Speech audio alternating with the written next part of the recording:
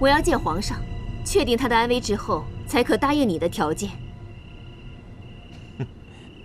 把谢元齐带出来。是。皇上，依云，你怎么了？依云，你怎么来了？娘娘别急，他只是中毒而已。什么？独孤远？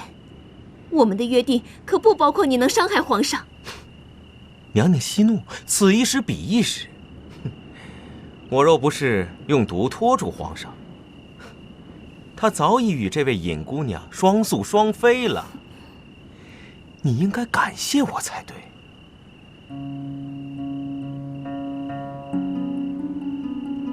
把解药拿出来，我们一手交人，一手交物。我要的东西呢？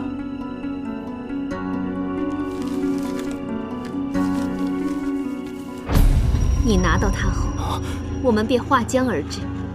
江河以南的半壁山河都是你独孤园的了。你想定什么国号，随你便是。依云，此事万万不可！你若这样做，我在九泉之下，如何面对列祖列宗？你作为我朝的皇后，你也会变成千古罪人的。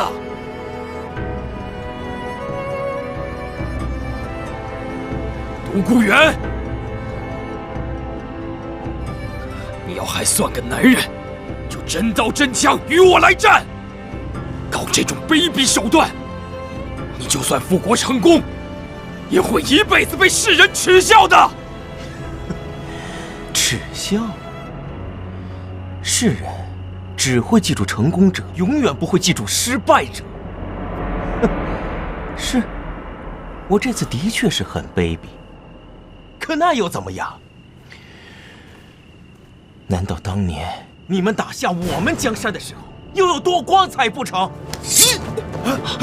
独孤远，快放了谢元齐！你，芷柔，放下刀！你要是不放了他，我现在就死给你看！芷柔，芷柔，芷柔，放下刀！芷柔，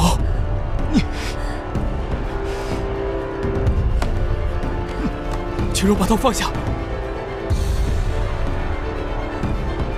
放了他！把刀放下，芷柔，芷柔，芷柔，把刀放下！快，芷柔，芷柔！解药，解药！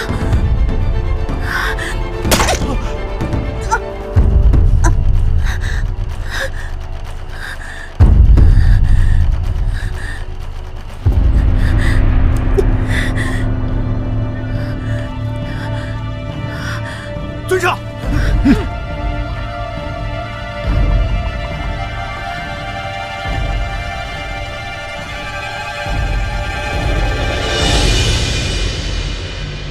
昨夜地龙翻身，众爱卿也都知道了吧？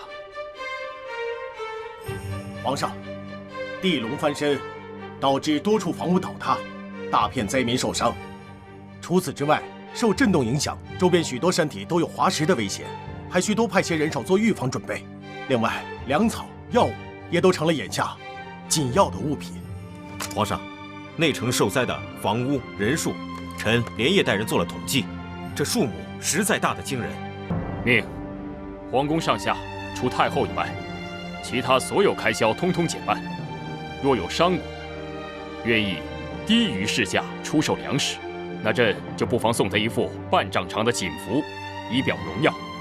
这商贾之中捐款捐物前3者，朕要设宴御花园，亲自召见他们，给他们一次面圣的机会。众爱卿，意下如何？皇上圣明。青柔，你的方法果然好。既然我都起了表率作用，他们还怎么好意思不捐些钱财出来呢？那是当然，而且这次还有皇上亲自接见呢，多大的荣耀啊！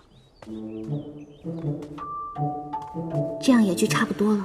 什么赈灾晚会之类的，怕是那些老头一时也难以接受。这阿广也不在了，也没人陪我胡闹，我好可怜。不行不行，坐正上，严肃点。虽说这次能够平安归来，朕是借了地龙翻身的机会，但能把这灾后重建的事情处理得如此有条不紊，还是离不开你的帮助啊。兄台客气了。傻丫头。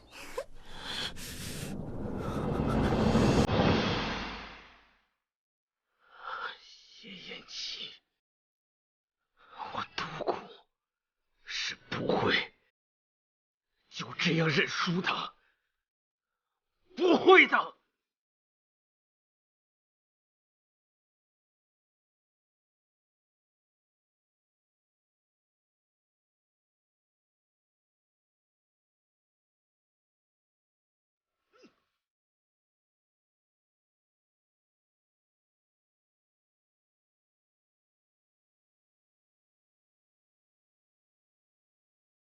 你别灰心，你还有我。不管怎么样，我都会陪在你身边的。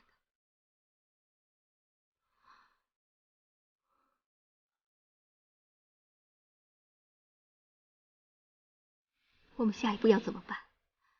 你有什么计划吗？殷晴柔，别以为拿了解药就万事大吉了。那只是区半颗解药，1年之后才是他痛不欲生的时候。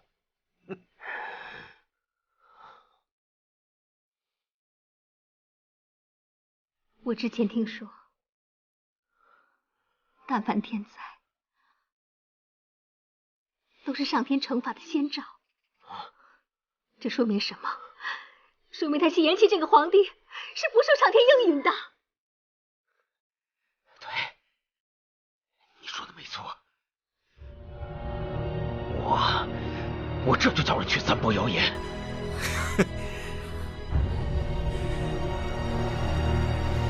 到时候物价上涨，我看他谢延琪该怎么办。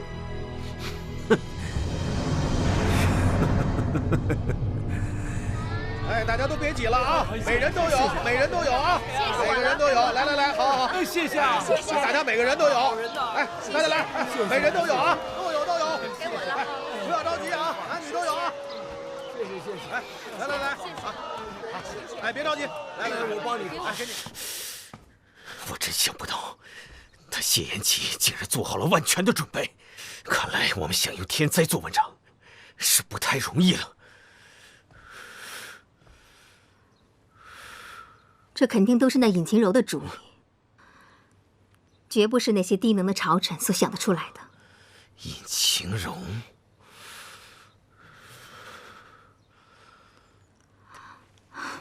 当下虽然他们可以不在乎谣言，但他们总不能不在乎谢延琪的性命吧？要我看来，紧要关头，那半颗解药就是我们最后的救命稻草。至于这半颗解药，那是我最后的筹码。不到万不得已，我是不会轻易使用的。那谢延琪乃95之尊，难道他就不能利用职权，调动天下名医，在1年内配出这解药吗？就算他能集天下名医，调天下资源，那又怎么样？恐怕他没这个时间了。这其中几味药，几十年一开花一结果。就算名医等得起，他谢延琪也等不起了。哼，如今全天下能救他性命的，只有我这半颗解药。哈哈哈哈哈！